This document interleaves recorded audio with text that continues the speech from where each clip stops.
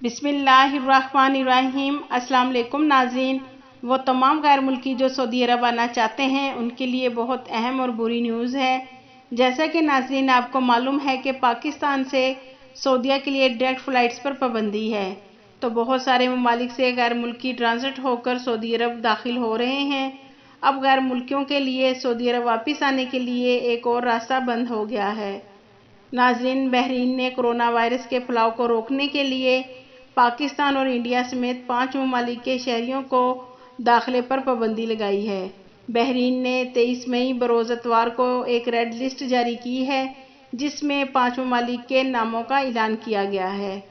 ناظرین، بحرین خبر رساں ادارے کے مطابق پاکستان، انڈیا، بنگلہ دیش، سری لنکا اور نیپال کے شہریوں کا بحرین میں داخلہ ممنوع قرار دیا گیا ہے۔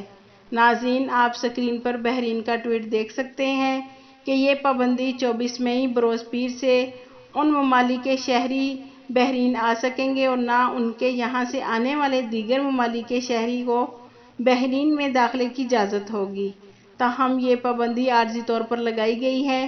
ناظرین، بحرین حکام نے بتایا ہے کہ اس پابندی سے بحرینی شہری اور مؤثر اقامہ ہولڈرز مستثنیٰ ہوں گے۔ انہیں بحرین پہنچنے پر 10 روز تک ہاؤس آئسولیشن یا حکومت کی طرف سے مقرر ہوٹل کوارنٹائن میں گزارنے ہوں گے۔ ناظرین، حکومت بحرین کا کہنا ہے کہ بحرینی شہریوں اور مؤثر اقامہ ہولڈرز کو طیارے پر سوار ہونے سے پہلے منظور شدہ PCR ٹیسٹ سرٹیفکیٹ پیش کرنا ہوگا۔ یاد رکھیں ناظرین، بحرین حکام نے 24 مئی بروز پیر سے 5 ممالک کے شہریوں پر پابندی عائد کر دی ہے اور ان ممالک میں پاکستان، انڈیا، بنگلہ دیش، سری لنکا اور نیپال کے شہریوں کو عارضی طور پر بحرین سے سعودی عرب آنے کے لیے پابندی عائد کر دی ہے۔ آپ کے قیمتی وقت کا شکریہ۔